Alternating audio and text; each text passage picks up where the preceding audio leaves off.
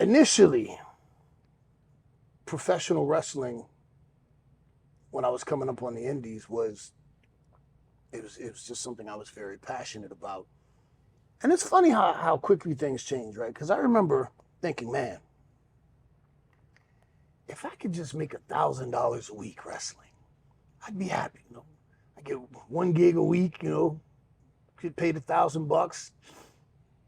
I'd be happy making $52,000 a year wrestling, at the point when I was getting 25, $50 a show.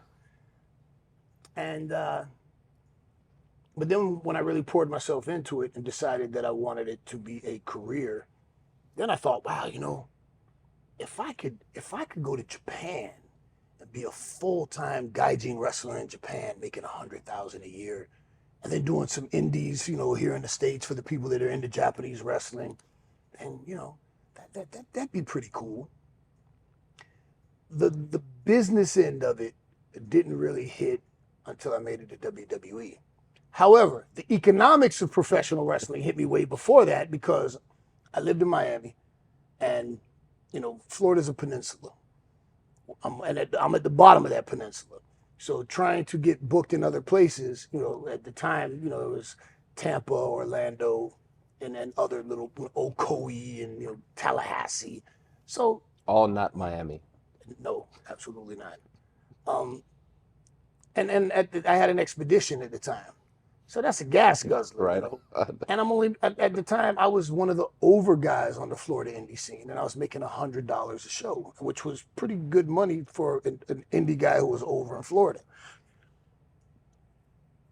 That was gas, up and back, not counting your meal, not counting a hotel room. And at that point, I wasn't a talent that had enough of a name that the promoter is going to bring me in, pay for my hotel and all that. And I've talked about this before, and I'll talk about this now. I used to sell weed and steroids to support my wrestling habit. I would bring cannabis, that gas too, that Afghani Kush, and testosterone and things like that I got from a Chinese connection that I had. And I would, after the show, I'd be posted up in the corner, and people would go get their money from the promoter, and then they'd come up and, what you need, brother? And, oh man, I need some smoke. Okay, here you go. So as soon as they get their cash, yeah, they come right over. Yeah, and you'd have guys that would come over. Yeah, I need like that scene from The Wrestler, where Randy the Ram is talking to the dude, and he breaks out the bag, and he's got the growth hormone and test and D-ball and and that's how I supported my wrestling habit, because I wasn't making enough money. But now, after I'm selling the gas and the gas and the gas, okay, well, now I can afford a hotel room, and now I can afford to eat a decent meal, and now I got gas to get me back home, and